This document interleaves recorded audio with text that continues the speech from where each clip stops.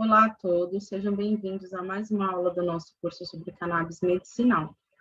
Hoje será a nossa terceira aula e nós temos o prazer de receber nosso querido amigo e mestre, que tem contribuído desde a primeira edição do nosso curso, o professor Dr. Paulo Moraes. Ele vai falar de um tema que é muito importante e que conversa com todos os demais temas do decorrer do curso, que é o sistema endocannabinoide. Também a gente recebe nessa aula mais um depoimento de uma família que teve a sua vida tocada e modificada pela cannabis. Essa família foi usada como referência inúmeras vezes pelo nosso querido Padre Chicão, inclusive naquele vídeo que abriu a aula da semana passada. A família da Andréia tem 2 meninas gêmeas que precisam do medicamento e sofriam com inúmeras convulsões por dia, e a cannabis, além de ter melhorado o quadro clínico das convulsões, ela trouxe um avanço no desenvolvimento das crianças e qualidade de vida para toda a família. Então, tenham uma boa aula e uma excelente semana a todos. Esse é o esposo de Gilvaldo, a Isabela Isadora e a Esther Talina está na cozinha. Nós somos evangélicos. A Esther... Eu sou a Esther, oi. Deu para ver a Esther aí, gente? Eu espero. A Esther, em 2019, as meninas, né, nasceram. A Isadora, por conta de um erro médico, a Isabela, por conta de um erro médico, tem a paralisia cerebral e tem muita epilepsia, aquelas epilepsias que só param no hospital, e a Isadora já chegou a ter 50 crises num dia de epilepsia. Eu sendo muito conservadora, meu pai militar, e a minha filha, a Esther, mais velha, há 3 anos atrás, me disse que a maconha era boa para a epilepsia, e eu só faltei esganar ela. Eu falei para ela que jamais que eu ia dar maconha para as irmãs dela. E assim, a gente sofria muito mesmo. Sofria muito mesmo, as minhas filhas. Essa aqui chegaram a tomar 8 tipos de medicamento para epilepsia e nada adiantava. Aí chegou um momento que eu e o meu esposo estavam com ela dentro do carro, nós tínhamos dado os 8 medicamentos, tínhamos passado a noite adentro, porque elas não dormiam, a noite adentro acordados, e ela tendo crises, e ele falando para mim, e agora, para onde a gente vai? A gente tinha convênio na época, tinha mudado de cidade, né, para melhor cuidar delas, né? Para melhor cuidar delas. E deixa eu falar. E aí, o que aconteceu nesse momento? Nesse momento, a gente não sabia mais para onde ir. A gente não, sabe assim, não tinha um norte mais, que a gente já tinha tudo quanto era lugar e ninguém conseguia resolver a questão da epilepsia das meninas. E aí, com muito custo, né, eu continuei com o meu preconceito, né? E uma vizinha me chamou e falou que tinha um curso, né, que era um curso de CBD. Ela falou assim, vai ter um curso de CBD lá na igreja de Ermelinda, a gente mora em Mogi, e eu vim chamar você para participar do curso. Eu falei, o que é isso? Daí ela falou assim, de cannabis. eu também não sabia que cannabis e maconha era a mesma coisa. Eu falei, piorou, o que você está falando? Até que ela foi e falou, o curso de maconha medicinal. Eu comecei a discutir com essa vizinha, eu falei que eu não ia para esse lugar, que eu não ia para esse curso. Ela falou, você vai, sim, você vai tirar o seu preconceito, você vai conhecer e depois você vai dar o seu veredito. Ela veio, meu esposo me apoiou, falou para mim me conhecer, né? Que meu esposo também ficou, também não sabia desse tratamento como eu, né? A única que, na verdade, sabia mesmo era a Esther, a minha filha mais velha. E aí eu fui. Quando eu cheguei lá, eu conheci, eu evangélica, dentro de uma paróquia, né? É até dizer assim, hilário, entre aspas, mas lá estava o saudoso Padre Chicão, ao qual eu sou eternamente grata. Eu tenho certeza que o padre, onde ele está intervindo por nós, porque esse padre, realmente, ele é um trator de Deus na terra. Quem diria uma evangélica admirar e amar um padre como eu sinceramente, eu sou muito grata ao padre, a Gabi, ao Fernando, a Anice, as pessoas que me acolheram, sabe, a Lu, todos eles ali me acolheram. Eles não se importaram que eu era evangélica. Eles me acolheram com muito amor, com muito carinho. Me perdoa se tem algum nome que eu estou esquecendo de momento. E ali o padre dando curso e o médico falando o quanto era importante, né, a cannabis medicinal, o quanto melhorava na epilepsia. E aí começou a vir um filme na minha cabeça, que eu lembrei daquele dia, né? Que eu falei para Deus, Deus, eu já não aguento mais, para onde que a gente vai, o que a gente vai fazer, né? Então, naquele momento, dentro de mim, assim, veio assim, ó, você não me pediu? Aí está a resposta. E ali, dali para frente, eu comecei, eu saía de Mogi para ir para Ermelindo, estudar a cannabis medicinal, e fui vendo os relatos dos médicos, as pessoas, e eu fui, sabe, cada vez mais, eu falei, meu Deus, eu tenho que mudar a nossa vida. Tem que, se para eles deram, para nós vai dar também. E aí eu conheci consegui uma doação. Ela está gravando, fica quieta, por favor. Fica quietinho, boazinha. Uma doação, no dia 7 de abril, foi o primeiro dia que a gente demos o olho para as meninas. Dali para frente, a nossa vida foi transformada. A cannabis medicinal salva vidas. Dali para frente, eu entendi que aquela planta que eu achava que era planta demoníaca, muito pelo contrário, é uma erva santa. Militante, né? Eu sou uma militante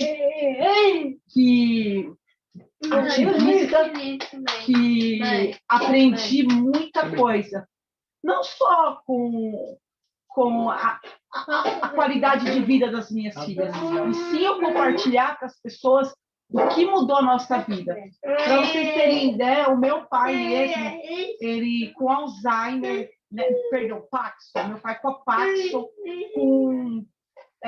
usando fralda, praticamente quase colocando a sonda para se alimentar, e ele não queria usar, porque ele também é evangélico, também preconceito, né? Eu entendo ele, tá? Nessa questão, porque eu fui preconceituosa, hoje, graças a Deus, não sou mais. O meu pai, ele começou a mudar também o modo. E hoje, justamente essa data de hoje, né? Depois de quase 2 anos, né, na luta da gente conseguir, saiu o nosso HC, ou seja, hoje nós podemos cultivar a nossa planta santa, a erva santa, e fazer o. Olá, meu nome é Paulo, sou professor do Departamento de Psicologia da Universidade Federal de Rondônia. Antes de começar a aula, gostaria de agradecer a oportunidade de, mais uma vez, participar desse curso, né, que é um curso pelo qual eu tenho um grande carinho, um curso que leva informação qualificada, de boa qualidade, num campo contaminado por mentiras, desinformações, exageros, superstições, E hoje eu vou conversar um pouquinho com vocês a respeito do sistema endocannabinoide, ou, como preferirem, um sistema interno de maconha dos organismos animais, dos animais. Bom, começar a falar, a primeira vez que eu ouvi falar em maconha, né, a cannabis, eu não conhecia ela pelo nome, eu conhecia ela pelo apelido brasileiro, maconha. A primeira vez que eu ouvi falar dessa planta foi na década de 70, final da década de 70, zona leste de São Paulo, São Miguel. Eu morava lá e um vizinho foi preso porque ele tinha alguns pés de maconha no quintal dele e foi um bafafá danado. Fulano foi preso porque é maconheiro. E na época uma música fazia sucesso nas rádios, Santo Forte, do Raimundo José, e essa música dizia: não mexe comigo, que eu meto seu nome lá no meu terreiro, eu sou macumbeiro. E naquele bafafá de que o fulano tinha sido preso por ser, esse vizinho tinha sido preso por ser um maconheiro, eu e outros garotos, coisa de 6, 7 anos de idade, a gente saiu cantarolando pela rua uma versão dessa música, uma paródia dessa música. Vocês devem conseguir imaginar qual a troca que a gente fez. Isso daí gerou broncas terríveis, castigos, as mães ficaram araras, viraram araras, vendo aquela garotada gritando que eu sou maconheiro. E a primeira lembrança que eu tenho dessa planta é de algo intrinsecamente ruim para quem planta e ruim para quem fala sobre, né? E ao longo do tempo eu tive a chance, felizmente, de conhecer outras visões disso. Bom, como vocês já viram nas aulas anteriores, a relação dos seres humanos com essa planta é uma relação bastante antiga. Aqui a gente tem uma representação de uma linha do tempo, né, onde no lado esquerdo eu tenho o passado e no lado direito eu tenho o presente.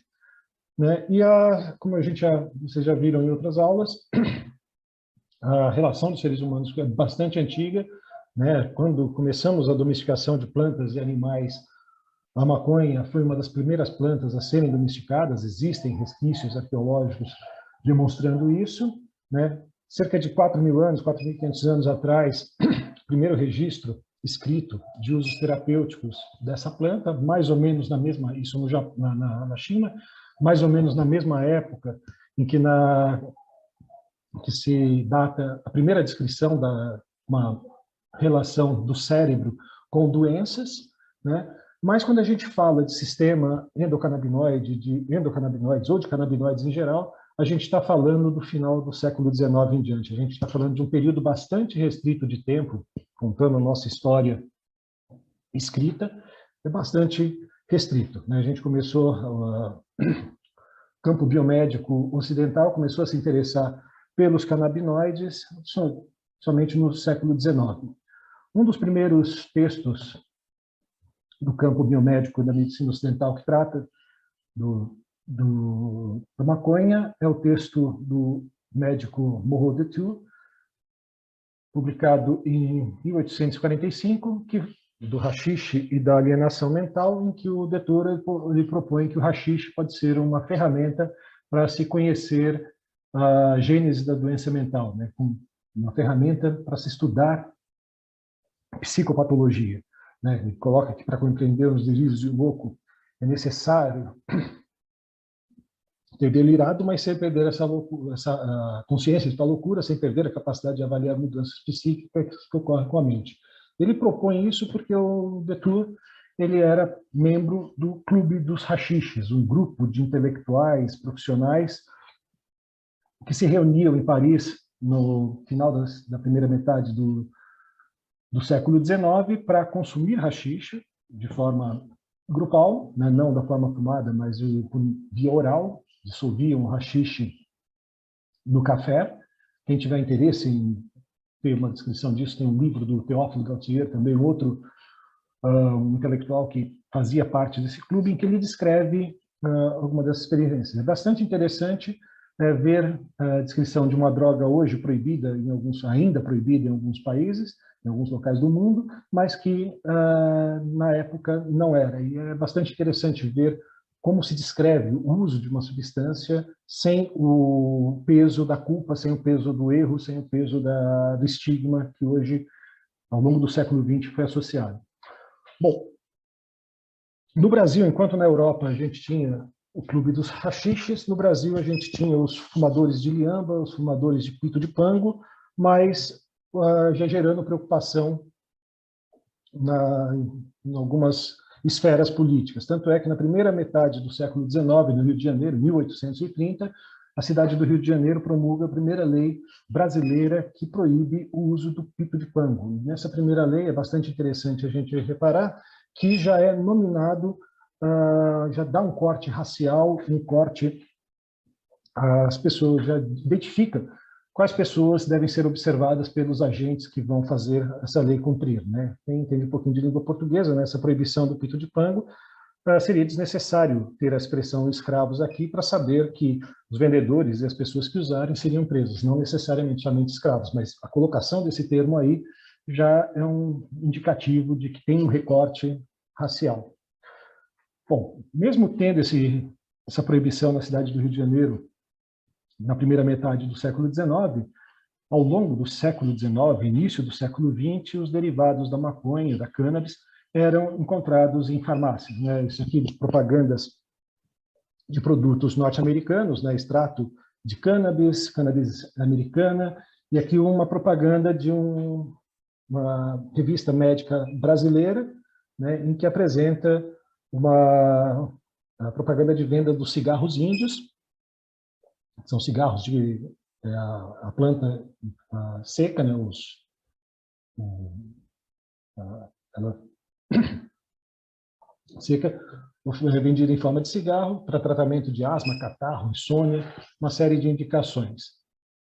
Bom, mesmo sendo disponível em farmácia no final do século XIX, início do século XX, por volta final da década de 20 do século passado, a maconha começou a ser feita propaganda de que ela era algo perigoso. Aliás, uma boa demonstração, isso daí talvez seja um grande demonstrativo de que uma mentira repetida várias vezes, ela ganha tom de verdade, não se torna verdade, mas é percebida como tal, é a questão da maconha. A marihuana, como é colocada aqui nessas imagens, ela não era conhecida, era algo desconhecido pela população branca norte-americana, virtualmente desconhecida pela população branca norte-americana, mas no final da década de 20, quando a lei seca já estava demonstrando, lei seca direcionada à proibição de álcool, de produção, comércio e consumo de álcool, já estava demonstrando os seus graves problemas sociais, começa a aparecer a ideia de uma substância que não era usada pelos brancos norte-americanos. Era uma planta que era utilizada principalmente por negros e latinos, mexicanos e população negra.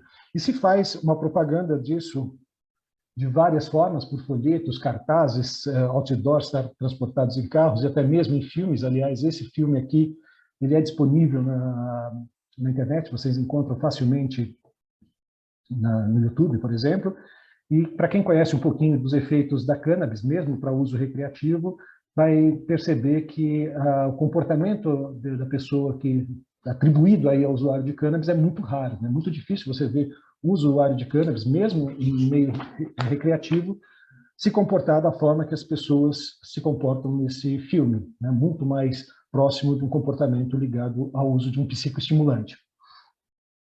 Bom, uma das pessoas responsáveis por esse grande movimento de propaganda de que a maconha é algo proibido e que precisava ser controlado é esse camarada aqui com um olhar de peixe morto, ou de alguma coisa muito ruim, é o Harry Heslinger, que se manteve como um czar das drogas nos Estados Unidos entre a década de 30 e meados da década de 70, e essa daqui é uma parte do discurso dele feito no Senado norte-americano, em que ele tentava mostrar para os senadores a necessidade de se proibir a maconha, por causa dos problemas intrínsecos ligados a ela, isso na cabeça dele, né? E como vocês podem ver nessa descrição aqui, uma fala fortemente racista, né? Maconha é usada por 100 mil fumantes nos Estados Unidos, isso daí é uma informação que foi passada para esses senadores sem nenhum tipo de levantamento, isso daí é um dado que saiu do nada, saiu da cabeça,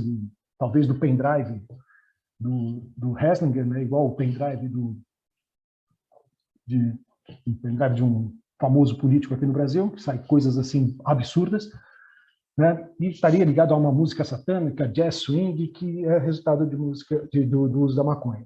Né? E a maconha faz os negros pensarem que são tão bons quanto os brancos. Esse tipo de discurso teve sucesso e progressivamente nos Estados Unidos foi se proibindo, criando restrições para acesso à maconha, que até chegamos na década de 70, né, 1971, em que a Organização das Nações Unidas promove a Convenção de Substâncias Psicoativas, Substâncias Psicotrópicas, e mesma época que o governo também norte-americano estava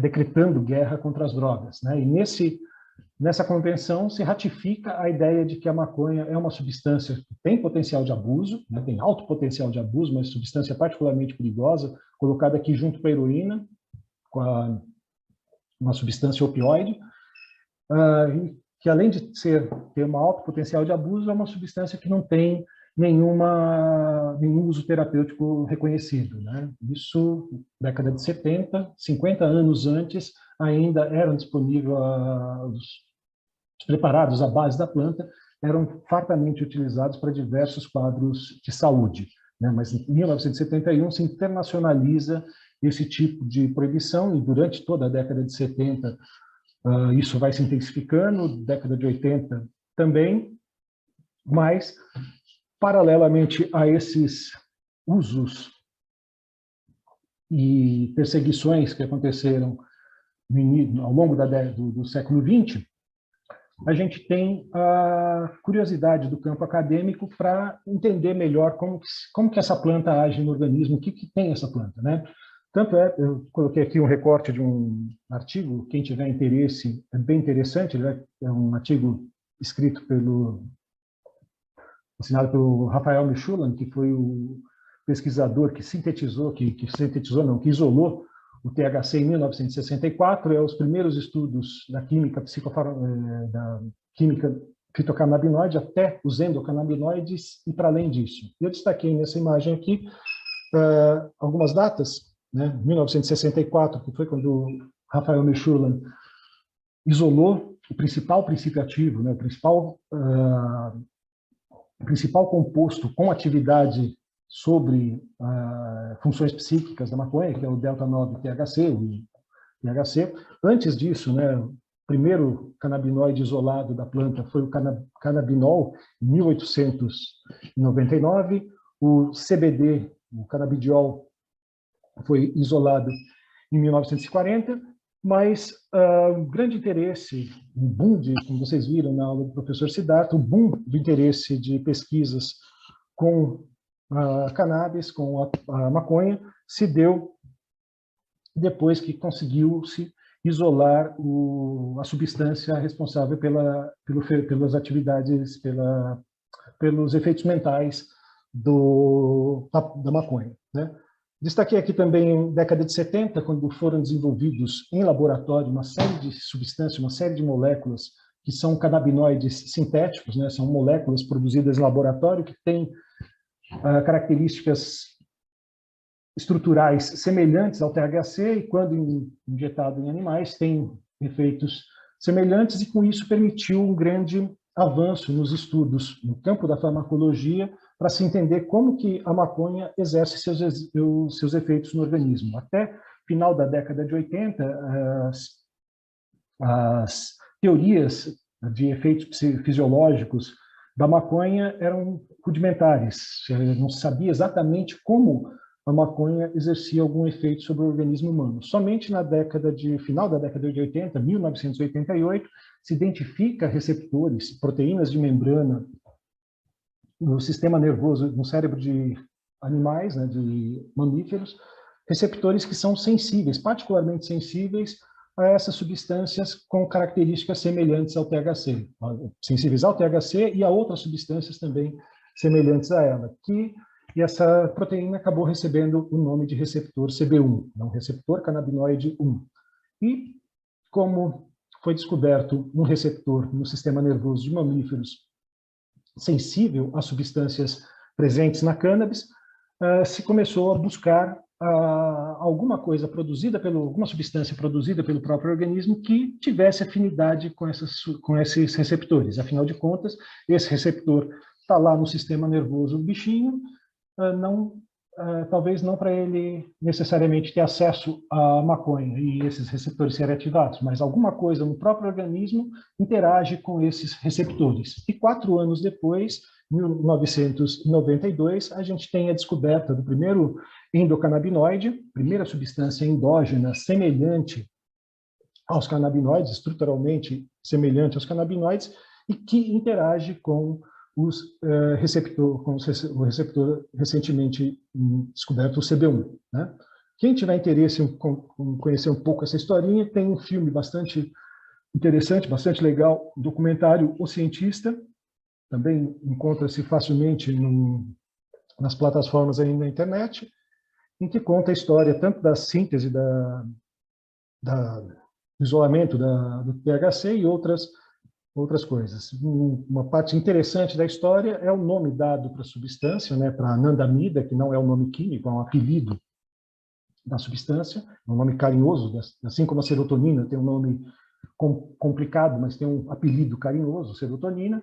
A anandamida também tem um nome químico complicado, mas um apelido acabou, foi um apelido dado pelo Michulan, pela equipe dele, de forma bastante espirituosa, né, que pega a propriedade química da substância, que é uma amida, e também as características, os efeitos subjetivos, alguns dos efeitos subjetivos produzidos pelos canabinoides, que é a sensação de êxtase, sensação de bem-estar, de felicidade, o Ananda tirado do sânscrito. Bom, aqui tem uma série de eventos que têm importância na investigação científica, na investigação do sistema endocannabinoide, que eu não vou me adentrar em todas, eu só coloquei aqui para a gente ter uma noção de quanto é recente o conhecimento acerca dos canabinoides, especificamente dos endocannabinoides, né?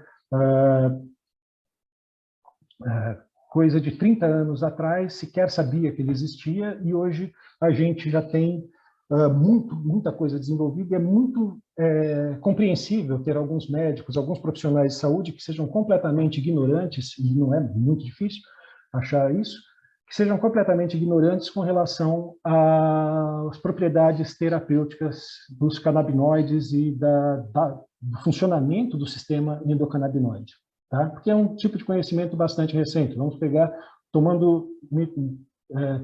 uma pessoa que tenha se formado na década de 90, ela certamente não teve esse tipo de informação durante a sua graduação, e se não teve uma curiosidade, não teve uma disposição para aprendizado depois de formado, certamente está hoje pensando como se pensava na década de 80. Tá? Bom, como esse é um curso que tem pessoas com diferentes formações, diferentes campos de conhecimento, eu vou começar a falar do sistema endocannabinoide, para explicar o sistema endocannabinoide e fisiologia do sistema endocannabinoide, eu vou explicar primeiro comunicação nervosa. Tá?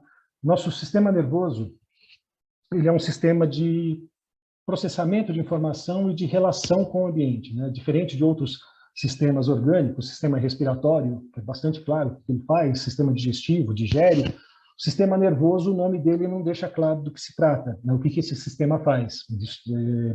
A nomenclatura é baseada nas estruturas, né? Estruturas de nervos. E esse sistema, ele processa informação, capta informação do ambiente, tanto informação do ambiente externo quanto do ambiente interno do organismo, e processa essas informações e promove respostas adequadas à melhor adaptação do organismo, do animal, no ambiente. Né? Pegando aqui pegar como exemplo processamento de informação visual, a detecção de informação visual, a luz refletida numa xícara chega a nossos olhos, essa iluminação por processos físico-químicos produz uma mudança na condutividade elétrica de células do olho.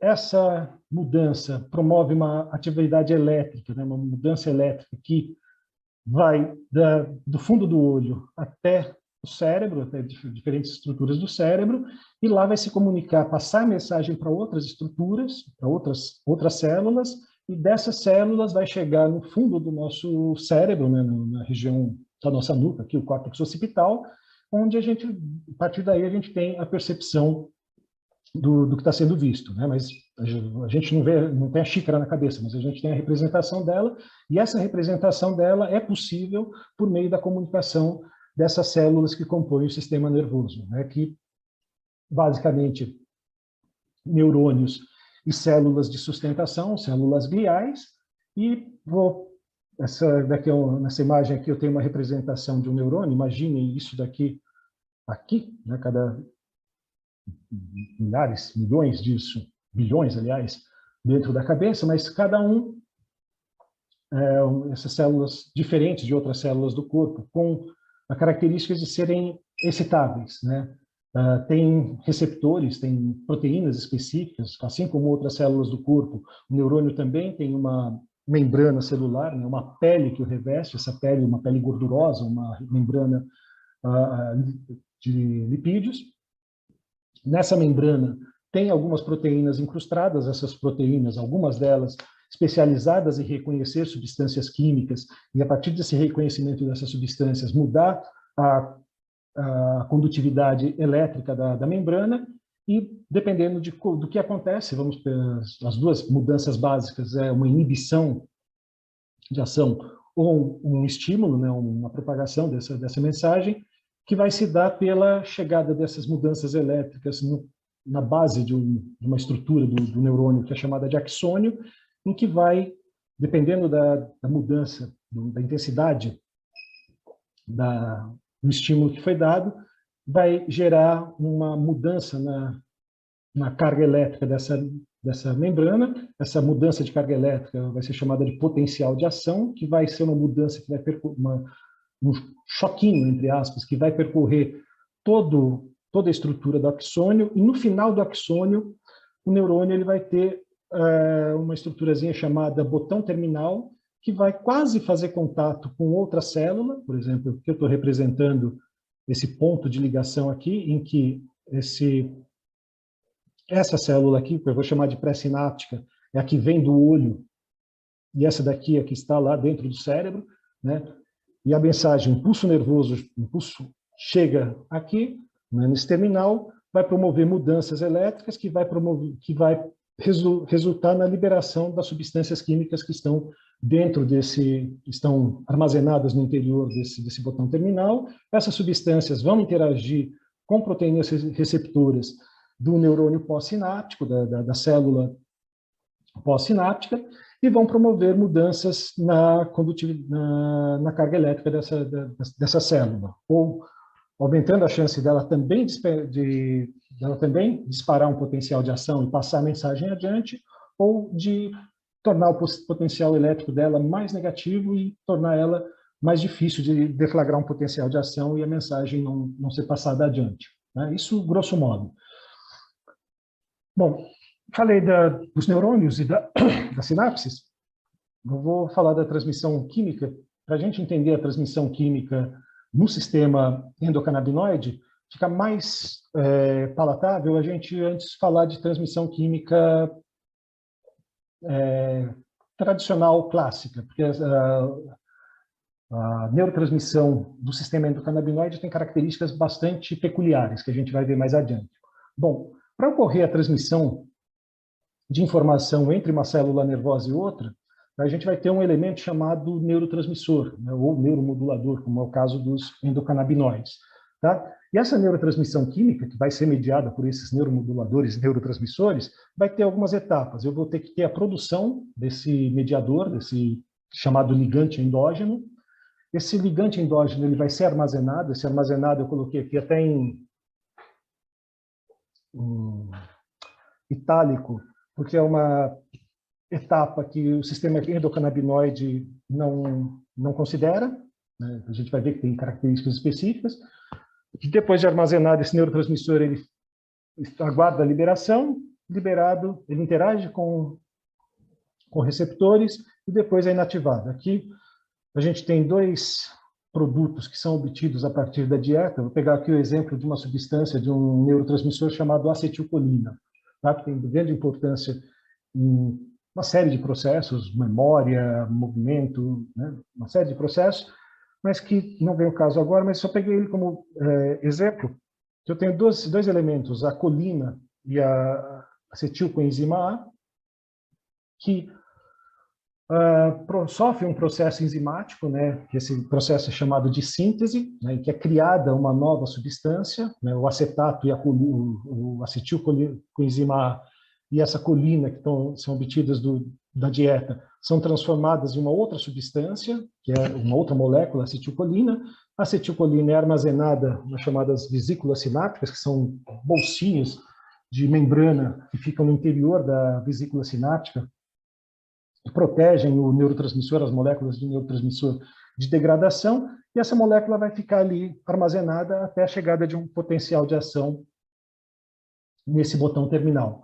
Quando vai ser mudança na carga elétrica da membrana, vai fazer com que as vesículas se desloquem até a membrana, se dissolvam na membrana e joguem para o espaço externo, né, para a fenda sináptica, o seu conteúdo, deixa o neurotransmissor solto na fenda sináptica. O neurotransmissor solto na fenda sináptica, ele vai interagir com o receptor, vai promover mudanças na carga elétrica da membrana pós-sináptica, decorrentes de aberturas de canais iônicos presentes nessa membrana. Ele vai se desligar do receptor e vai sofrer a degradação, ele vai ser inativado por também atividade enzimática. Alguma enzima vai pegar e vai destruí-lo, vai separar a molécula de acetato, no caso aqui da acetilcolina, vai separar a molécula de acetato da molécula de colina e terminar a neurotransmissão, né? Eu passei isso só para mostrar falar das etapas de uma neurotransmissão e a gente começar a se familiarizar com algumas expressões: ligante endógeno, liberação de ligante, interação do ligante com o receptor e inativação. Tudo isso também acontece no sistema endocannabinoide, aliás, em diversos sistemas de neurotransmissão. Falando agora especificamente do sistema endocannabinoide, eu vou falar dos elementos conforme eles foram sendo descobertos, né? Primeiro foram descobertos os receptores, né? Final da década de 80, primeira metade da década de 90, descobertos os receptores CB1 e CB2, né, que são proteínas de membrana sensíveis à atividade de moléculas semelhantes aos canabinoides, né, moléculas canabinoides. Além dos receptores ligantes endógenos, né, falei para vocês que a anandamida era o apelido, mas o nome completo é um nome chato, complicado, né? N-arachnoidil-etanolamida, para anandamida, e um pouco depois foi descoberto um outro ligante, um outro neuromodulador que tem alta afinidade pelos receptores canabinoides, que é o 2-araquidoinolglicerol, ou carinhosamente chamado de 2-AG. E além dos receptores e dos ligantes endógenos, fazem parte também desse sistema as enzimas responsáveis tanto pela produção dos ligantes endógenos, como também pela degradação desses ligantes. Começando pelos receptores, né, a metáfora de chave e fechadura para receptores é uma metáfora muito utilizada e bastante adequada na maior parte das vezes, né? Uma fechadura, um cadeado aqui eu não vou abrir com qualquer chave, da mesma forma que um receptor de membrana, né? Essas proteínas especializadas, localizadas nas membranas das células, elas não vão sofrer mudança do contato de qualquer substância, porque substâncias específicas ligadas a receptores específicos, né, no processo de chave e fechadura mesmo. Aqui um exemplo, uma representação de um receptor, no caso também de acetilcolina, né, um receptor ionotrópico, porque ele já é ligado diretamente a um canal iônico, né, diferente da maioria dos receptores canabinoides, mas coloquei essa imagem aqui para mostrar, representar o efeito da interação do ligante endógeno, né, pensando no endocannabinoide como ligante endógeno, receptor CB, receptores canabinoides, quando a molécula de de neuromodulador, a molécula do canabinoide, interage com um sítio receptor específico, uma área específica, por reconhecer essa molécula na proteína receptora. Esse reconhecimento produz uma mudança na configuração da proteína, que é basicamente a abertura, ou direta ou indireta, de canais iônicos que vão permitir a troca desses íons intra- e extracelulares, que vai resultar na mudança da polaridade da membrana da célula. Tá? Então, os receptores canabinoides primários, a gente vai ver, tem outros, né? O CB1, que é presente em grande concentração, grande densidade no sistema nervoso central, mas também é localizado em tecidos periféricos, em outros locais do corpo, e a ação dele basicamente modula a atividade de outros neurotransmissores, e com essa modulação da atividade de outros neurotransmissores vai acabar influenciando uma série de atividades de funções orgânicas. Também tem os receptores CB2, que estão presentes no sistema imunológico, e a ativação vai reduzir a liberação de citocinas pró-inflamatórias, controlar a ativação e migração de células imunes, e vai orquestrar respostas imunes de modo geral. Esses receptores são localizados no sistema imunológico e uma baixa densidade no sistema nervoso central, embora também tenhamos. Tá? Aqui uma tabela com as localizações, né? A gente tem não só em estruturas do sistema nervoso central, tudo isso daqui são estruturas do sistema nervoso central, mas também estruturas periféricas e até mesmo músculos, trato gastrointestinal e outro. E os receptores CB2 tendo localização em células associadas ao sistema imunológico. Aqui um estudo de 2019, em que se verificou a densidade de receptores CB1 no sistema nervoso humano. Eu gostaria de chamar a atenção aqui, alta densidade, mais azul, alta densidade, mais verde, uma densidade média, e gostaria de chamar a atenção para a virtual falta de receptores canabinoides na região do tronco encefálico. Talvez isso uma das grandes virtudes dos canabinoides, usos terapêuticos dos canabinoides, é não ter o risco de problemas em funções vitais, dado que essa região do sistema nervoso ela orquestra respostas básicas de sobrevivência, respiração, controle de pressão arterial e outros. Tá? Como eu falei, o CB1 e CB2 são receptores primários dos canabinoides, mas os endocannabinoides eles também produzem efeitos em receptores de outros tipos que já eram conhecidos no sistema nervoso. Uma série de nomes aqui, alguns são receptores de membrana, da membrana do neurônio, outros são receptores do núcleo do neurônio. A gente sabe hoje que os canabinoides, não só os endocannabinoides, mas fitocannabinoides e até canabinoides sintéticos, agem não só na membrana do neurônio, mas também na membrana de organelas intracelulares. Tá? E parece que esse sistema ele tem uma grande relevância para as funções orgânicas, que esses receptores, eles muitas vezes se sobrepõem. A localização dele no sistema nervoso são sobrepostos, existe uma sobreposição aí de funções, uma grande redundância funcional de funções. E talvez essa redundância e a modulação dos canabinoides, dos endocannabinoides, a ação de outros neurotransmissores, explique a ampla faixa de funções associadas à ativação ou inibição dos receptores canabinoides. Né? Que eu coloquei uma lista e terminei essa lista com etc, porque são diversas funções orgânicas que são mediadas pela atividade do sistema endocannabinoide. Modulação hormonal, ritmo cardíaco, temperatura corporal, analgesia, comportamento sexual, reprodutivo, alimentar, sono, memória, atenção, tantas outras funções. Falando dos endocannabinoides em si, que eu vou chamar aqui de ligantes endógenos, que são moléculas que o nosso organismo produz e que vai atuar em sítios receptores específicos, né? Foram descobertos, em 98 foi descoberto o receptor canabinoide no sistema nervoso. Imagina-se que, se existe o receptor, deve existir alguma substância endógena também que se ligue a esses receptores, né? E, como eu demonstrei, apresentei algum tempo atrás, 4 anos depois de ser descoberto o primeiro receptor sensível a canabinoides, especialmente sensível a canabinoides, 4 anos depois foi descoberta, identificada a primeira substância endógena com características canabinoides que recebeu o nome de anandamida. Tá?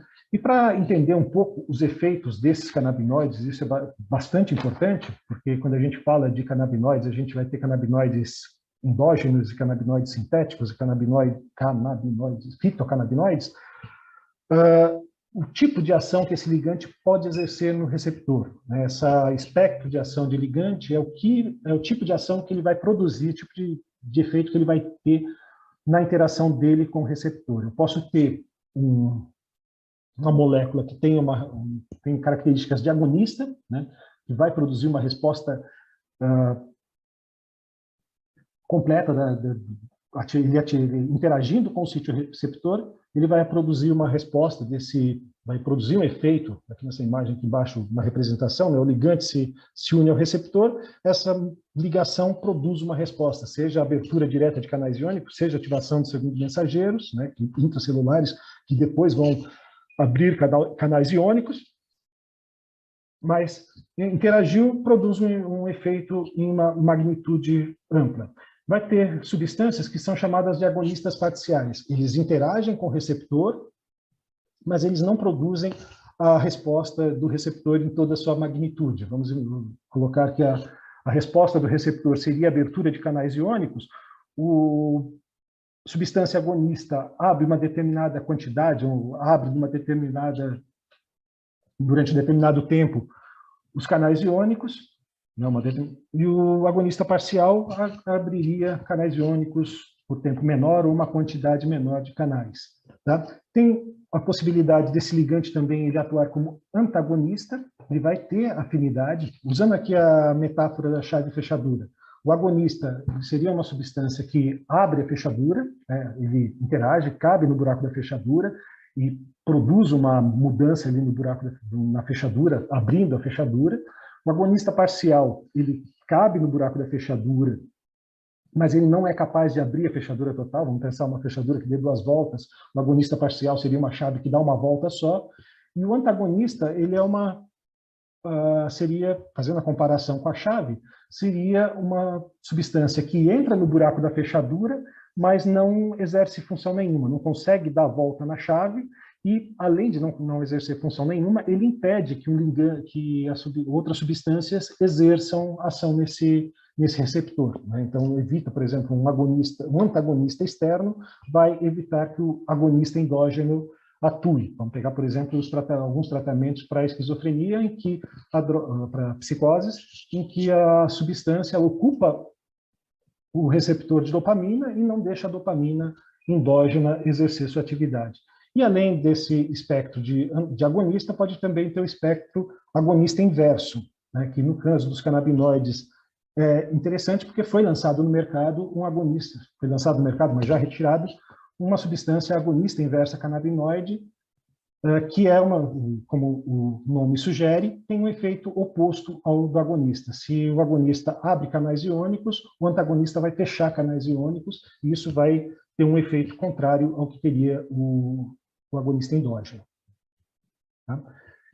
E essas características de agonista parcial e antagonista, elas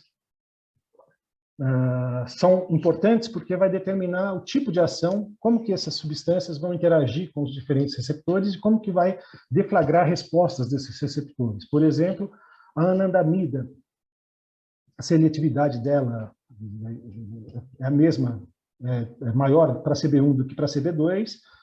O 2AG, a afinidade dele, seletividade dele é semelhante para CB1 e CB2, E além desses dois canabinoides bem estabelecidos, esses dois endocannabinoides bem estabelecidos, tem outras substâncias, eu passei em alguns slides atrás que os canabinoides interagem com outros receptores, e outras substâncias que interagem com esses receptores, também interagem com esses receptores, interagem também com os receptores canabinoides primários e com diferentes graus de afinidade. Falei, os canabinoides são de diferentes tipos e é importante a gente ter essa noção, né, de que os canabinoides não são todos a mesma coisa. A gente tem os endocannabinoides, que são canabinoides produzidos por animais, por organismos animais.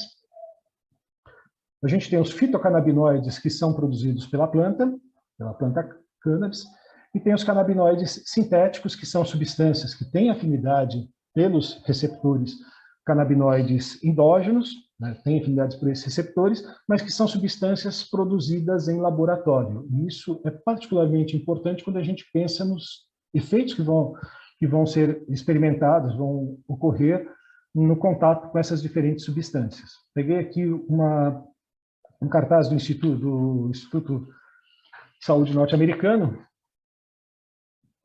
né, no lado direito da tela aqui, uma propaganda alertando que cannabis sintética, o K2, Spice, não é maconha, é uma outra coisa, né, isso é explicado no cartaz, porque o que é esse... Enquanto aqui do lado esquerdo eu tenho alguns canabinoides presentes na planta, né? Enquanto a planta tem uma série de canabinoides, e como vocês já viram em outras aulas, esses canabinoides eles vão interagir entre si, modulando um efeito do outro, e até mesmo anulando efeitos adversos produzidos por um deles. Quando se fala em maconha sintética, em canabinoides sintéticos, a gente está falando de substâncias que não vão contar com essa modulação do efeito comitiva, né? Vai se pegar uma erva seca qualquer, vai se borrifar moléculas de um canabinoide sintético e vai se transformar vai vender isso como se fosse uma substância natural, o que não é verdade, é bastante diferente. Quando a gente fala pegando aqui um exemplo, indo para aquela questão de agonistas inversos e agonistas parciais, quando a gente tem o THC, pegando aqui os dois exemplos, né, um canabinoide sintético e o THC, duas características que vão determinar o grau de resposta que uma substância vai promover num receptor, é a afinidade que essa substância tem pelo receptor e a eficácia que ela tem em produzir resposta, né? Enquanto o THC ele é um agonista parcial de receptores CB1, os canabinoides sintéticos, alguns canabinoides sintéticos, eles são agonistas plenos de receptor CB1. Então, enquanto o fitocannabinoide THC promove uma determinada resposta, isso aqui é uma representação de um receptor, tem o contato do agonista, abre-se o canal iônico, e esse canal iônico promove a abertura desse canal iônico, promove a troca intra e extracelular de uma determinada quantidade de íons. Quando eu tenho um agonista pleno entrando em contato com esse receptor, a resposta vai ser mais intensificada, vai ser uma resposta com uma amplitude maior, tá? E com isso a gente tem, quando a gente ouve falar de efeitos colaterais de canabinoides, esses efeitos colaterais são muito mais associados a canabinoides sintéticos, isso do que a canabinoides, fitocannabinoides ou endocannabinoides, né? Além dos receptores e dos ligantes, né, além de ter receptores canabinoides e ter os endocannabinoides, a gente ainda tem nesse sistema, são considerados partes desses sistemas, as enzimas que produzem essas moléculas, né, enzimas de síntese, né, no caso da anandamida, essa enzima, que tem um nome bastante comprido e fica melhor a gente só dar o apelido de NAP, e no caso da 2-AG, uma outra molécula que produz essa molécula, uma outra enzima que produz essa molécula. E as enzimas de degradação, que são as enzimas que vão destruir as moléculas de endocannabinoides, a gente vai ter também duas moléculas, tem outras também, mas essas são as vias principais de degradação, que vai ter uma enzima especializada em degradação da anandamida e outra enzima especializada na degradação do 2-AG. Tá? Nessa imagem aqui, o que eu estou representando, o que os autores representaram nessa imagem aqui, aqui a membrana de um neurônio pré-sináptico, depois isso é um detalhe da transmissão canabinoide, que é uma transmissão retrógrada, não é um neurônio pré-sináptico que libera o ligante na fenda sináptica, é o neurônio pós-sináptico, daqui a pouco a gente vai falar disso, tá? Mas aqui um processo da formação e destruição dessa molécula, no caso, a anandamida, tá? Aqui eu tenho as substâncias que são chamadas de precursoras, né? São substâncias aí que a gente obtém por meio da nossa dieta. Essas substâncias vão sofrer ação de diferentes enzimas, nesse caso enzimas de síntese, que vão produzir uma molécula diferente, que é a anandamida. Essa anandamida vai interagir com diferentes receptores, CB1, CB2, os outros receptores diversos com os quais os endocannabinoides interagem, e também com transportadores de transmembrana do ligante. Tá? E, interagindo com esses receptores, depois da interação, também vai passar pelo processo de degradação. E aí o processo de degradação, de metabolismo, vai se dar por vias enzimáticas. Essa daqui é a principal via enzimática de degradação da anandamida. Nessa outra imagem aqui, a gente tem a formação, o processo de biossíntese da 2-AG, né? Também elementos obtidos da nossa dieta, sofre ação enzimática, essa ação enzimática produz uma molécula diferente, essa molécula diferente do que a gente obteve na dieta, o endocannabinoide. Esse endocannabinoide interage com os receptores canabinoides, inclusive com os transportadores transmembrana, que é uma outra forma de término de ação, né, e também vias de degradação enzimática. A principal via de degradação, né, que vai transformar o 2-AG em duas outras moléculas separadas que poderão ser utilizadas em outros processos de neurotransmissão.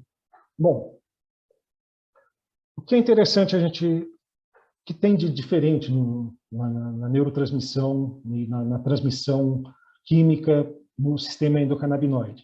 O sistema endocannabinoide, quando a gente pensa nele pensar no sistema nervoso, ele atua como um neuromodulador, ele vai amplificar ou vai atenuar a ação de outros neurotransmissores. Tá? Diferente de outros neurotransmissores, eu falei lá das etapas da neurotransmissão, uma das etapas era o armazenamento. No caso dos endocannabinoides, não tem esse armazenamento. A produção e liberação das moléculas endocannabinoides se realiza sob demanda, né? Conforme o neurônio pós-sináptico ele é estimulado, ele vai produzir mais ou menos dessas substâncias e liberar na fenda sináptica para essa substância atuar no neurônio pré-sináptico, né? Outra característica que diferencia a neurotransmissão canabinoide de outros sistemas de neurotransmissão é a ação retrógrada. Os endocannabinoides eles são liberados não pelo neurônio pré-sináptico, mas são liberados pelo neurônio pós-sinápticos e atuam primariamente nos neurônios que liberaram o neurotransmissor inicial, né? Então, ele vai modular a ação daquele neurônio que liberou o neurotransmissor. Tá? Novamente, essa imagem aqui de uma neurotransmissão clássica, acetilcolina, né? Isso aqui é um botão terminal, a representação do neurônio pré-sináptico, neurônio pós-sináptico. A neurotransmissão clássica, ela vai se dar nesse sentido, né, do pré para o pós, né? Chega o potencial de ação no botão terminal, a vesícula sináptica que está lá com o neurotransmissor que já foi sintetizado, está lá armazenado, ele se desloca, é liberado na fenda sináptica, interagem com o receptor da célula pós-sináptica e depois passa por degradação. No caso da transmissão do sistema canabinoide, isso se dá de forma inversa, né? Aqui eu tenho uma representação, aqui uma sinapse com a atuação dos canabinoides, dos endocannabinoides, neurônio pré-sináptico, neurônio pós-sináptico. Esse neurônio pré-sináptico, ele, nesse caso aqui, uma substância, a GABA, né? Uma substância inibitória da atividade desse neurônio pós-sináptico, né?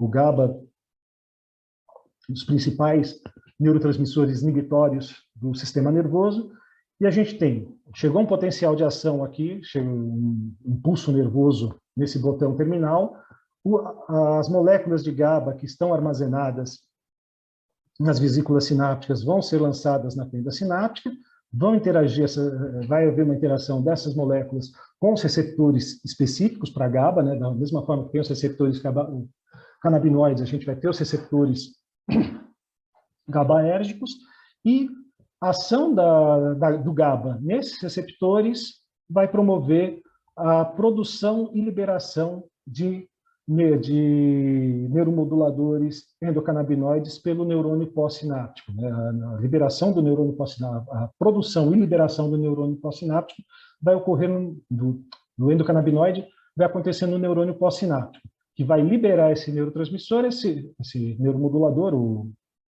no caso aqui, a anandamida, que vai interagir com receptores do neurônio pré-sináptico, receptores canabinoides do neurônio pré-sináptico, e com isso vai modular a liberação do GABA, né? Promovendo uma amplificação dessa liberação ou uma redução da liberação desse neurotransmissor. Tá? E essa modulação farmacológica, né, não só os endocannabinoides atuam sobre receptores, mas de grande interesse a possibilidade de atuar sobre esses receptores de uma forma externa, dá para se fazer, mudar a atividade desses receptores por meio de substâncias externas, né? Eu posso fazer uma manipulação farmacológica desse sistema com drogas que agem diretamente sobre os receptores, como é o caso dos agonistas canabinoides, um exemplo aqui, o dronabinol, que é vendido ainda comercialmente como Marinol, que é um THC sintético, um agonista de receptores CB1, antagonistas canabinoides, substâncias que ocupam o receptor canabinoide, mas que não promovem resposta alguma, e impede que o endocannabinoide atue, e também a gente pode fazer manipulação farmacológica por agonistas reversos, agonistas inversos, né? Eu falei de um medicamento, no caso a Complia, que foi lançado com grande estardalhaço no mercado brasileiro. Vocês podem procurar na internet a Complia, revista Isto É, para vocês verem a manchete que foi dada, uma verdadeira solução para os problemas de, principalmente, obesidade. Foi lançado como um medicamento bom para se tratar questões de obesidade. Só que ele foi lançado em 2006 e foi tirado do mercado em 2008, porque os efeitos colaterais, os efeitos adversos causados pela administração desses medicamentos eram bem maiores do que os ganhos terapêuticos, né? Inclusive com riscos de suicídio bastante bem documentados. A manipulação farmacológica do sistema endocannabinoide também pode ser feita pela ação diretamente na enzima. Existem inibidores de síntese de endocannabinoides, também existem inibidores de degradação e também inibidores de transporte, que não é uma enzima. Tá?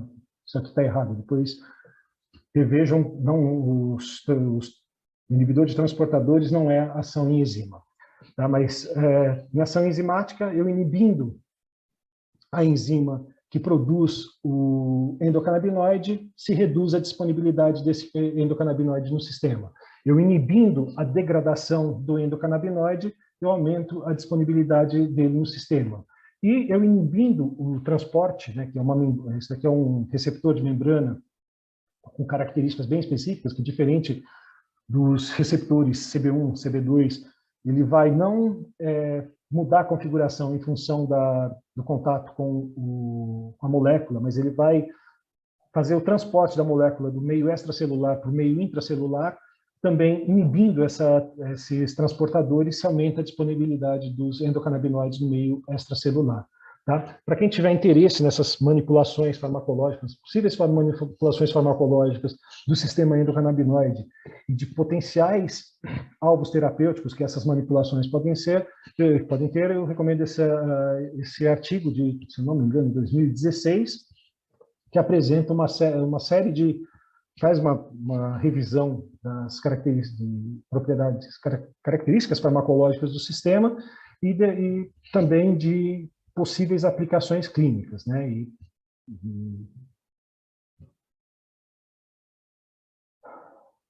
Bom, antes de terminar essa apresentação, né, as manipulações farmacológicas do sistema endocannabinoide não é uma novidade, os seres humanos fazem isso já há bastante tempo. Durante o século XX, a gente começou a ver isso daí como um problema em algumas sociedades, e a cannabis, a maconha, acabou se tornando algo muito mais próximo da doença, no conceito popular, do que da saúde, né? E esse cartaz aqui de uma campanha, né, maconha medicinal, não espere precisar para apoiar, que pede para você dizer não ao preconceito e buscar informação e pesquisa, né? Existe muito de desinformação, como eu apresentei no início da aula. O que se conhece do sistema endocannabinoide é um conhecimento bastante recente, coisa do século XXI, a gente só está começando a engatinhar no que a gente sabe de endocannabinoides, mas a gente já sabe, e vocês vão ver aí em outras aulas como se dá isso, a gente já sabe que a manipulação farmacológica do sistema cannabinoide pode ser benéfico em diversas situações. Tem situações que pode ser prejudicial também, o professor Siddhartha mostrou alguns casos aí, algumas situações em que merece atenção o uso de canabinoides externos, seja fitocannabinoides, sejam canabinoides sintéticos, mas que a investigação já tem mostrado que gera bastante benefícios em uma série de situações. Uma das possibilidades, isso aqui é uma hipótese minha, acerca da ignorância dos profissionais brasileiros acerca dos potenciais terapêuticos dos canabinoides, é como se deu a introdução da ideia de drogas no Brasil, e vou pegar pela década de 80, né, em que a gente tinha disponível no mercado literário, pelo menos, vou pegar aqui 2 exemplos que eram disponíveis na década de 80, um livro do Edson Ferrarin, que os pais, professores e jovens devem saber sobre os tóxicos e o alcoolismo, falo tóxicos ironicamente, e o livro do professor Carlini, com a professora Jandira Mazur, Drogas, Subsídios para uma Discussão. O livro da direita eu recomendo, é uma boa leitura. O livro da esquerda, nem tanto. Talvez uma das coisas mais toscas escritas em língua portuguesa a respeito de drogas já feitas. No entanto, a gente estava na década de 80, final de processo de ditadura, né, de um regime ditatorial, e o autor do livro Tóxico e Alcoolismo, ele era um coronel da Polícia Militar, na época em São Paulo, e os professores, autores do livro à direita, o Drogas para uma Discussão, eram professores universitários, pesquisadores, e não tinham grande alcance em dizer o que deveria ser uma política de drogas ou deixar de ser política de drogas. Publicavam as sugestões, né, publicavam o que se conhece, publicaram, esse texto é bastante recomendado, mostra lá dispositivos negativos, é uma visão muito interessante, né, e de fácil acesso. Isso aqui é uma leitura indicada para estudantes de ensino médio, mas, no entanto, no Brasil se popularizou ideias muito mais próximas do livro colocado à direita, do livro colocado à esquerda do Edson Ferrarin, né, e todo política do diga não às drogas, que também na década de 80, embora os Estados Unidos estivesse passando por uma situação bastante grave em relação ao uso de cocaína, um psicoestimulante, o presidente, na época, o presidente Reagan, colocava a maconha como a maior ameaça para a juventude norte-americana, sendo que o grande problema que eles estavam enfrentando era o uso, problemas relacionados ao uso de cocaína. Tá? Mas diferente do que aconteceu na década de 80 e que tem acontecido até agora, né, e que está deixando de acontecer, é que no século XXI a guerra às drogas vai acabar. Por que a guerra às drogas vai acabar? Porque é muito ruim. Qualquer guerra tem o seu lado trágico, que são as mortes, e no caso da guerra às drogas são mortes bastante localizadas, mortes de pretos, pobres e periféricos, né? Morre-se o morador de favela, que nunca usou droga, morre-se o traficante varejista, morre-se o policial de baixa patente, e alguém lucra com isso. Mas essas mortes não é tudo, essas mortes são talvez a parte mais trágica, talvez não, certamente a parte mais trágica da guerra às drogas, mas não é só isso que tem de negativo nesse tipo de abordagem que a nossa sociedade escolheu. Nesse gráfico aqui, eu apresento não dados sobre canabinoides, mas dados sobre um outro grupo de substâncias, que são as substâncias psicodélicas, né, LSD, psilocibina, ayahuasca, né, mostrando aqui um estudo que avaliou resultados, né, fez uma revisão de estudos que mostravam avaliações clínicas desses compostos, né, de substâncias psicodélicas, e aqui, na parte de cima, eu tenho resultados positivos, mostrando, por exemplo, que o uso de LSD para o tratamento de alcoolismo, ele tem efeitos benéficos para o quadro de alcoolismo, e aqui, na parte de baixo, efeitos adversos, por exemplo, o uso de LSD iniciando um quadro psicótico agudo, uma crise psicótica. Tá? O que a gente observa aqui, o que chama atenção nesse gráfico aqui? Vocês notam que até aqui, mais ou menos, 1965, a gente observa uma grande quantidade de trabalhos mostrando resultados positivos e uma pequena quantidade de trabalhos mostrando resultados negativos. Aí, mais ou menos por aqui, a gente começa a ver muitos trabalhos apresentando resultados negativos e diminui os resultados positivos. O que aconteceu? Por volta de 1965, as drogas psicodélicas foram proibidas nos Estados Unidos. Essa proibição, na década de 70, no início da década de 70, se internacionalizou. Com a proibição, ou seja, a gente já viu na aula do professor Siddhartha, quando tem um sistema de proibição, a gente desestabiliza fatores importantes relacionados ao consumo da substância, né? Por exemplo, a pureza daquilo que está sendo utilizado e tudo mais, mas esse número de resultados negativos ele não se deve só pelas características da substância, deve-se também pelas políticas de financiamento de pesquisa. Se um pesquisador nos Estados Unidos inventasse de propor um projeto para estudar os efeitos terapêuticos do LSD em quadros de depressão, ele tinha pouca chance de ter o projeto dele financiado, aprovado por financiamento. Mas se ele apresentasse um projeto querendo demonstrar quais os efeitos danosos do LSD sobre cromossomos, ele tinha grande chance de ter uma aprovação desse projeto. Então, a substância ela passa a ter, a gente passa a observar mais efeitos negativos, não porque a substância muda em si, é claro que numa condição de proibição há mudanças da substância que é utilizada, né? A gente perde a noção do que está usando, mas também mudança na política de financiamento de pesquisas. Passa-se a financiar pesquisas que vão dar resultados de interesse de quem está financiando essas pesquisas. Tá?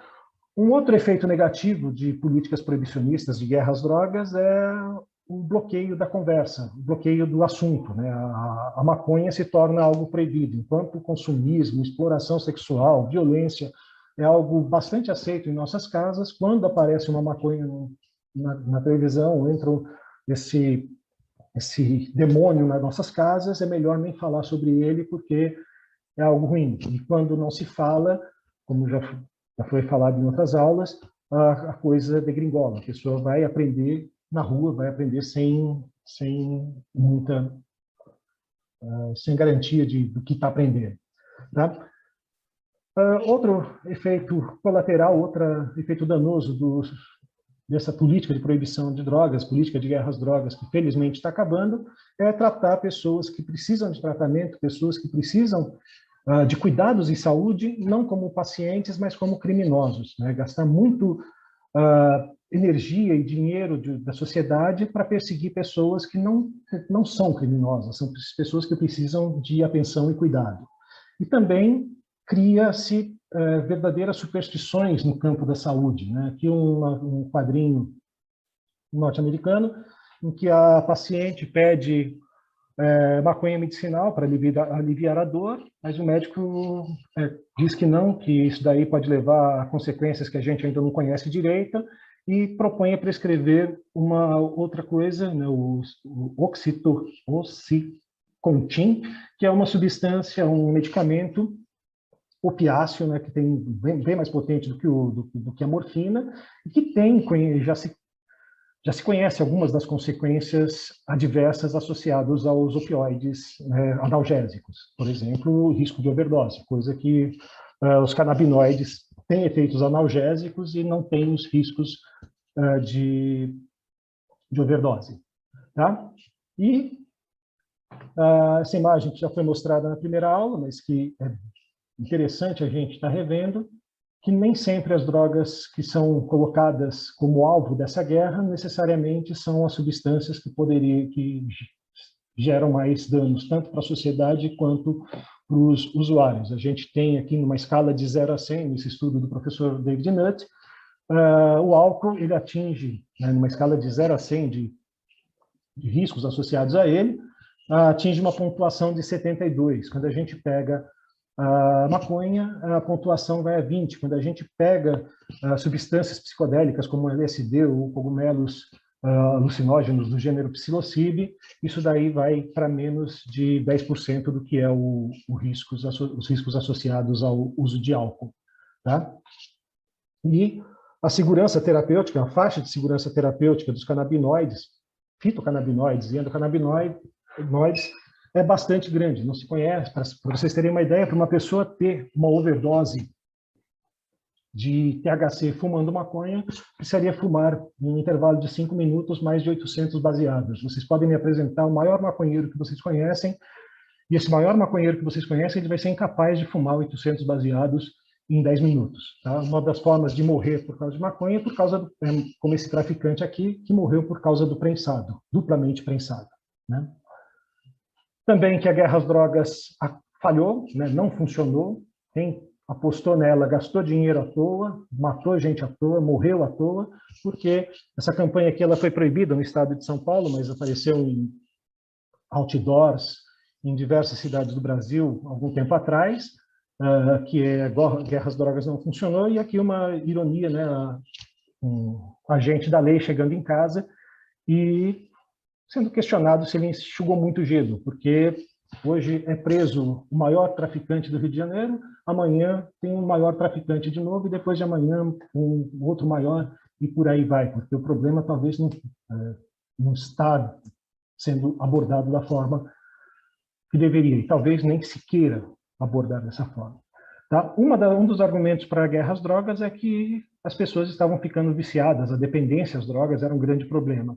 Tá? Nessa imagem aqui, a gente tem uma representação da taxa de dependências de drogas entre 1970 e 2010, né, que gira aí na casa dos 3%. Né? Aliás, quando se pensa em política de drogas, e é isso daí para qualquer substância, o número de pessoas que utilizam drogas e não tem problemas com essas drogas é muito maior do que o número de pessoas que usam drogas e tem algum problema associado. Né? Se a gente for pegar a média das substâncias, a gente vai ter aí 15%, 20%, se muito, de pessoas que se envolvem com a substância e tem problema, enquanto a guerra às drogas não teve impacto nenhum sobre os índices de dependência, o gasto foi grande e esse gasto não foi acompanhado por mudanças nas dependências. Talvez isso tenha levado o Bezerra da Silva a questionar na década de 90, na música Garrafada do Norte, por que essa erva é proibida. Né? Eu já vi que essa planta é maneira e medicinal, E o Bezerra da Silva, ele cita isso, né? Se Deus criou a natureza e também as belezas dessa vida, me explique, doutor, por que que essa erva é proibida? E ao longo da minha vida acadêmica, desde a primeira vez que eu ouvi falar em maconha, lá na década de 70, até agora, já vi diversas palestras, diversos cursos, e não havia ainda alguma explicação que justifique a proibição de maconha e de outras substâncias com base na saúde, né? Se a gente for pensar em termos de aumentar encarceramento, a guerra às drogas é um bom procedimento. Se a gente quer deixar pessoas presas, a guerra às drogas foi um bom meio. Isso aqui são dados dos Estados Unidos. Aqui nessa curva, década de 20, quando tem a proibição do álcool, um aumento exponencial no número de pessoas presas. Durante um período em que não tinha não tinha lei seca e também não tinha guerra às drogas, uma estabilização disso. Quando começa a guerra às drogas, a curva começa novamente a se inclinar para cima e tendo um aumento exponencial, e a gente tem uma população carcerária, se eu não me engano, no Brasil, a gente tem a terceira ou quarta maior população carcerária do mundo, pelo menos 30% dessa população carcerária ligada a crimes de comércio, né? Vendem pequenas quantidades de substâncias que são consideradas ilícitas, tá? Mas nem tudo está perdido. A guerra às drogas, logo que ela começou, já se começou também uma contra-guerra, né? Que viu-se que não deu certo, e ao longo da década de 70 até 2016, que é esse gráfico aqui, que essa imagem mostra, diferentes países tomando diferentes medidas administrativas, políticas, para se reduzir os problemas associados às drogas, e mais especificamente os problemas associados à guerra às drogas. Um exemplo aqui do Uruguai, né, o nosso vizinho, que conseguiu sucesso aí na legalização, na regulamentação da maconha, e onde o comércio de maconha gera emprego, o comércio e produção de maconha gera emprego, gera saúde para as pessoas e se diminui a criminalidade associada ao tráfico. É claro que tem aumento de criminalidade, tem alguns estudos mostrando aumento de criminalidade, por exemplo, no Uruguai, mas não associado à venda direta da maconha. Tá? E ainda bem, fecha essa aula dizendo que ainda bem que nesses tempos difíceis a gente tem bons semeadores. Numa época em que a gente vê pessoas, sacerdotes sendo acusados de estelionato porque vendem feijões para curar Covid, e que a gente vê médicos falando besteira acerca da maconha, colocando jaleco de cientista para falar sobre a maconha e falando só besteira. É bom a gente lembrar dessas duas figuras com as quais eu tive contato. O professor Carlini, tive a chance de ser aluno dele em psicofarmacologia na década de 90. Padre Ticão, tive a oportunidade, a felicidade também de conhecê-lo na organização da primeira edição desse curso. E, felizmente, dois bons semeadores que proporcionaram a execução desse curso. Espero que não seja somente o quinto, que a gente tenha vários cursos adiante. Eu acho que era isso que eu tinha para dizer para vocês. Eu vou agradecer a atenção e desejar para vocês um bom curso, e tem meu e-mail aí, qualquer dúvida, qualquer contato, é só entrar. Tá? Obrigado e até uma próxima.